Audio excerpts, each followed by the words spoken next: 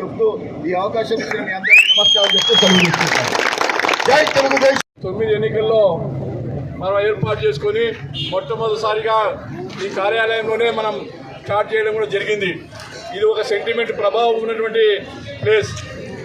మరి ఆ రోజు 2009 ఎన్నికల్లో కేఈ ప్రభాకర్ గారు ఇక్కడికి వస్తే బ్రహ్మాండమైనటువంటి మెజారిటీతో గెలిపించి అన్ని రకాలుగా మరి ఆ రోజు ప్రజలందరూ కూడా మనల్ని ఆశీర్వదించిన విషయం మీ అందరికీ తెలుసు. ఈరోజు మళ్ళీ ఈ ప్రాంతం నుంచే ఇక్కడ ఆ కార్యాలయం నుంచే స్టార్ట్ చేయడం కూడా జరిగింది. మరి ఏ రకంగా మనం ఈ సెంటిమెంట్ ఉపయోగించుకొని మనం విజయాన్ని సాధించాలా, ప్రజల్లో మనం ఏ రకంగా మమేకం కావాలనేటువంటి ఆలోచనతో మనం అందరూ కూడా ఆలోచన చేయవలసిందిగా ఈ సందర్భంగా కోరుతా ఉన్నారు.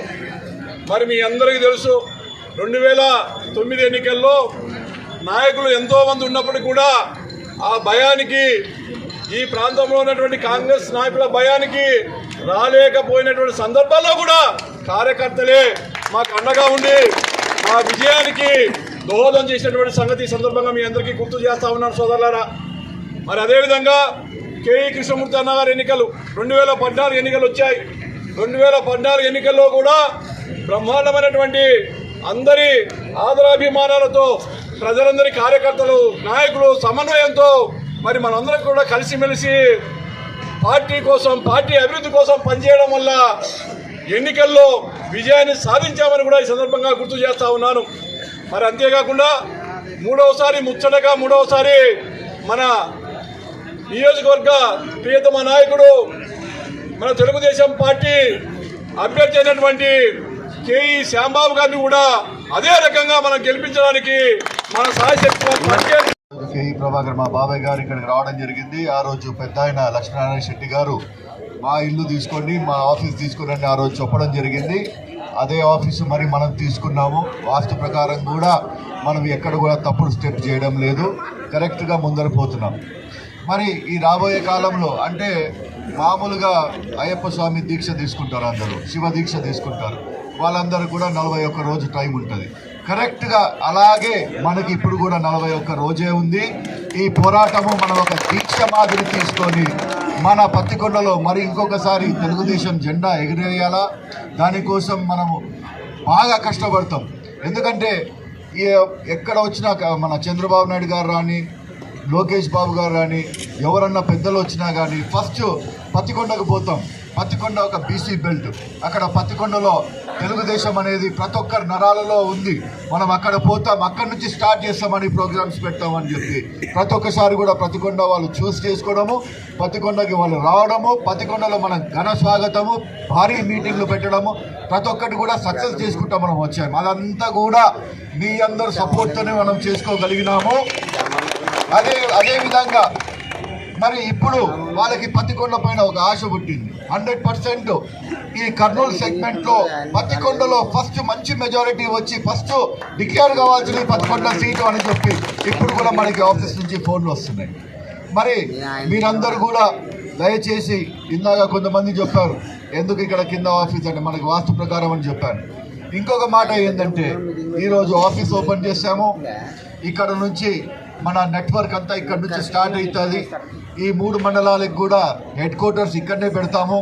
ఇక్కడ నుంచి స్టార్ట్ చేసుకుంటా ప్రతి ఒక్కరు కూడా లాస్ట్ టైం నాన్నగారు, ఇప్పుడు కూడా నాన్నగారు 7 సార్లు ఎమ్మెల్యే, ఆయన ఒక మాట అంటాడు ఇప్పుడు కూడా, నాకు ఇన్ని ఎలక్షన్లు చూశాను, ఎన్డీఏ అయినాను, డిప్యూటీ సీఎం అయినాను, కానీ పత్తికొండలో జరిగిన అంత సులభమైన ఎలక్షన్లు నేను ఎక్కడా చూడలేదు, అంత బ్రహ్మాండంగా చేశారు.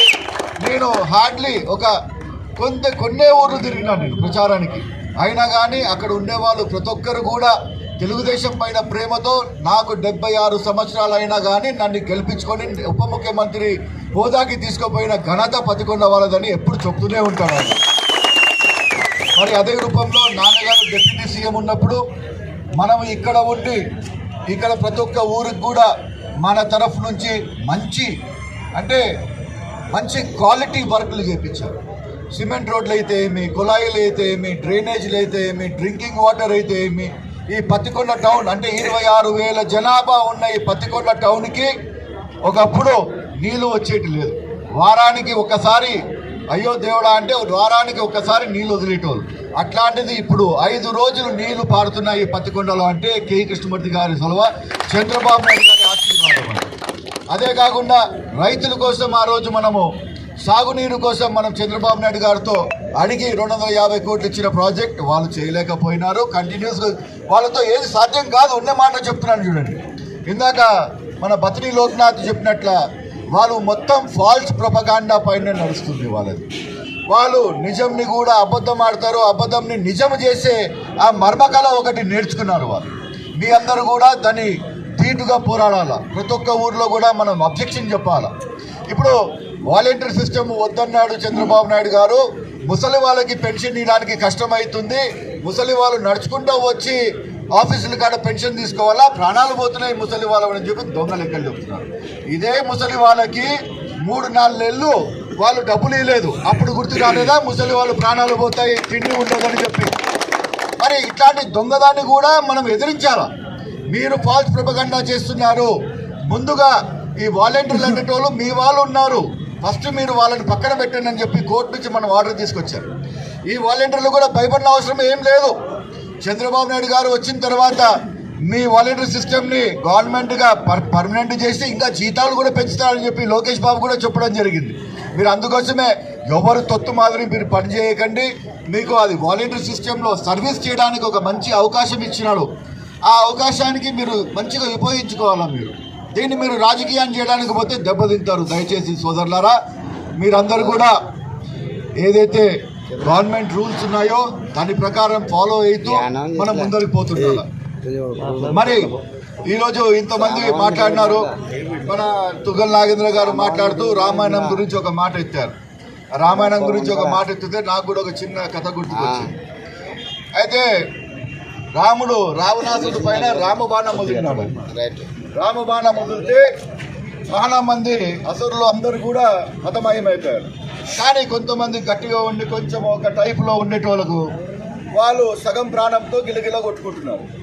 అంతా అయిపోయిన తర్వాత రాముడు అది యుద్ధకాండం నుంచి ముందు బయటకు వచ్చేటప్పుడు అందరూ అడుగుతారంట రాముడిని, నాయనా దేవుడా మీరు రామబాణం వదిలినాము, మేము అక్కడ పోలేకపోతున్నాము, ఇక్కడ పోలేకపోతున్నాము, మా సంగతి కూడా ఏమన్నా చెయ్యి అంటే, సరే మీకు కూడా ఒక వరం ఇస్తాను, మీరు పోయి ఆంధ్రప్రదేశ్లో వైసీపీ నాయకుల మాదిరి మీరు పోయి ఆడ బతకండి అని చెప్పి వాళ్ళు పంపించడం జరిగింది. అదే అంటున్నారు. అందుకోసమే ఈ వైసీపీ నాయకులు రాక్షసులు లాంటి వాళ్ళు. మనం ఒక ఛాన్స్ ఇచ్చినామంటే మన కొరక తింటారు. మీరందరూ కూడా బాగా ఆలోచించుకొని ప్రతి ఒక్కరితో కూడా మీరందరూ కూడా ప్రతి ఒక్క ఇంటికి తిరగండి. మనకి పత్తికొండ మన తెలుగుదేశం ఆఫీస్ నుంచి హెడ్ క్వార్టర్స్ నుంచి ప్రతి ఒక్క నెలకి ఒక ప్రోగ్రాం వస్తుండేది. మనం అందరం ఏదైనా ఎన్ని ప్రోగ్రాంలు పెడతారు, ఎందుకు మనల్ని సతాయిస్తున్నారు, అసలే ఓడిపోయి బయటికి పోలేకపోతున్నాము, మరి ఇంకోసారి ప్రజలు లేకపోయి మన ముఖం చూపించుకోలేకపోతున్నామని చెప్పి నేను కూడా బాధపడినాను.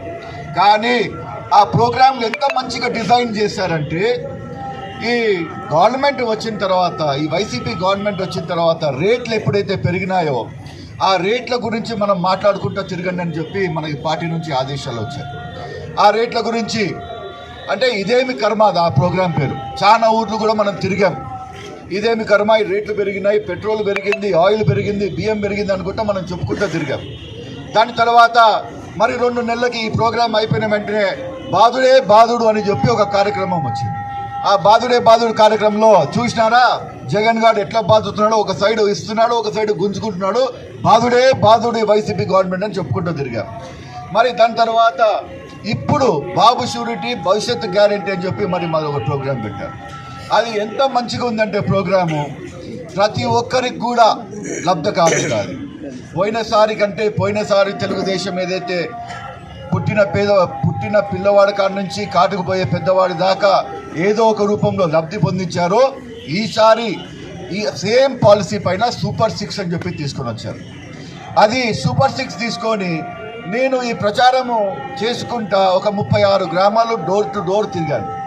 డోర్ టు డోర్ తిరిగేటప్పుడు ఆడవాళ్ళు ముఖ్యంగా ముందరికి వచ్చి మేము చంద్రబాబు నాయుడుతోనే ఉన్నాము, పోయినసారి ఏదో మోసంలో మభ్యపెట్టినారు మమ్మల్ని, మేము మోసపోయినాము, దయచేసి మీరు మమ్మల్ని అపార్థం చేసుకోకండి, ఆ ఒక్క ఛాన్స్ అనే దానికి మా ఊర్లు బలి అయినాయి, మేము బలి అయినామని చెప్పి ప్రతి ఒక్కరు ముసలి వాళ్ళైతే చేతులు పట్టుకొని ఏడ్చడం కూడా జరిగింది. మరి ఈ ప్రోగ్రామ్ని మనము మన కాడ 80,000 హౌస్ హోల్డ్స్ ఉన్నాయి, అంటే ఇల్లులు ఉన్నాయి. 80,000 హౌస్ హోల్డ్లో మనము 26,000 హౌస్ హోల్డ్లు మనం తిరిగాము, వాళ్ళ కాడ నుంచి డేటా సేకరించాము.